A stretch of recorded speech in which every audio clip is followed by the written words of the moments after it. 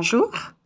Jean-Noël, veux-tu parler de les relations entre les communautés, donc dans les années 70? Ouais, bien sûr, les communautés. C'est vrai que dans la vallée de Thine, lorsqu'on s'est installé à la Blacherette, on était la seule communauté de la vallée de Thine et des vallées avoisinantes les plus près. La seule communauté qu'on connaissait, c'était celle de Noussaret, au-dessus de l'Argentière en allant sur la route de Roques, en face de Sarabache. Les grands mouvements communautaires, en fait, sur l'Ardèche du Sud, hein, et celle du Nord aussi, au-dessus du Cheylard, Montgéry-Dijon, c'est les mouvements de 72, fin 72, 73, 74 et les années qui ont suivi. Voilà. Et c'est vrai que ces rapports avec les communautés, on les a eus après, et surtout celles qui sont installées dans la vallée de Thine et sur le plateau de Montselgue. Je citerai Chalas, je citerai sur la vallée de Thine, Belle-Rouvière, les Clèdes, moindre celle du Soulier, mais qui est un peu plus différente. Mais les grands mouvements communautaires se sont faits sur les années, comme je viens de dire, qui ont suivi. C'est vrai qu'on a eu une première réunion communautaire de toutes les communautés du sud de la France, parce qu'il n'y avait pas que l'Ardèche, il y avait des communes aussi dans les Pyrénées, en Ariège, dans la Drôme, le Gard, le Tarn aussi.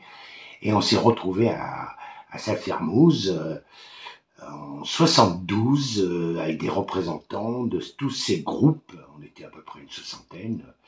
Et c'était une première réunion communautaire des différents groupes. Voilà.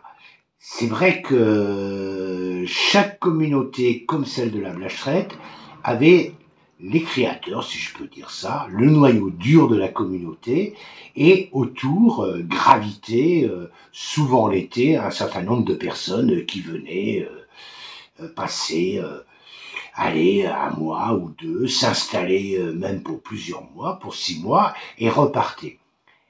C'est vrai que ces noyaux durs, dans chaque communauté, étaient un peu le squelette de la communauté, les épaules de la communauté, et c'est eux qui restaient à l'année.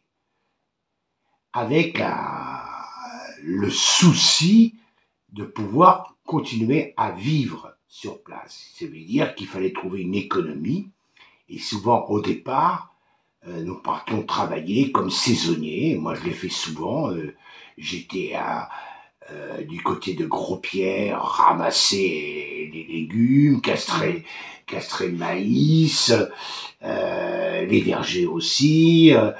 Et on allait même des fois travailler sur Paris, parce qu'à l'époque, il suffisait de travailler quelques mois et on pouvait toucher le chômage pendant quasiment 1 an, qui permettait de ramener des sous et qui permettait à ce moment-là de rénover les terrains. À la Blacherette, on a rénové les châtaigniers et qu'on a pu commencer à ramasser des châtaignes et à les vendre.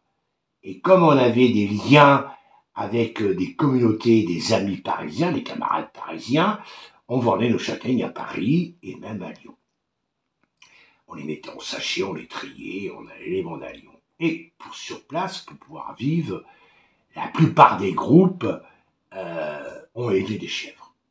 Parce que la chèvre, c'est l'animal séminole de nos vallées abruptes, à pente, avec des murettes de partout, ce qu'on appelle ici traditionnellement les acoles et les failles.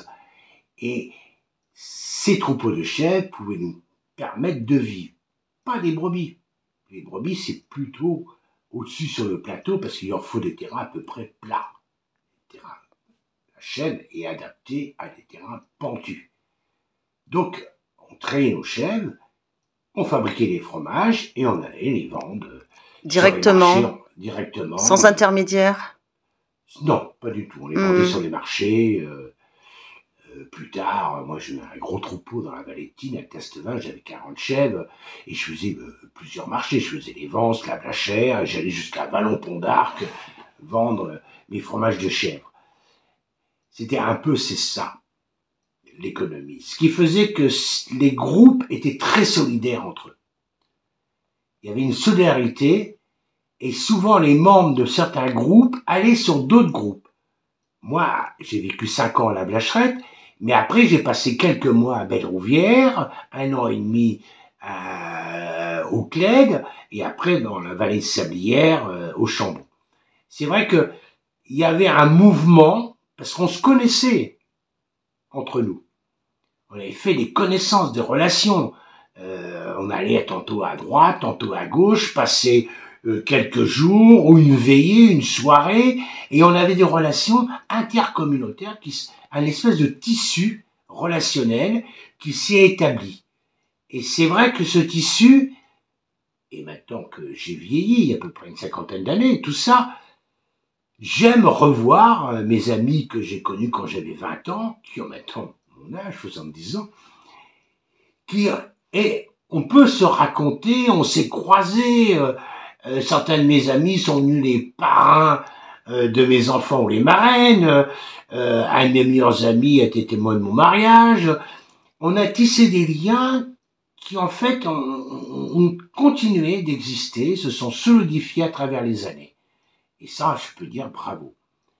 Et ce que je retiens de ça, c'est que cette vie communautaire a permis, en vieillissant, pour ceux qui sont restés au pays, de pouvoir accéder à la gestion du pays. D'une gestion communautaire, on est passé à une gestion communale. J'ai des amis qui sont maires de communes, conseillers municipaux, et même un de mes amis que j'ai connu dans une communauté fabriquait des sandales à Aise, et énumère les Vences.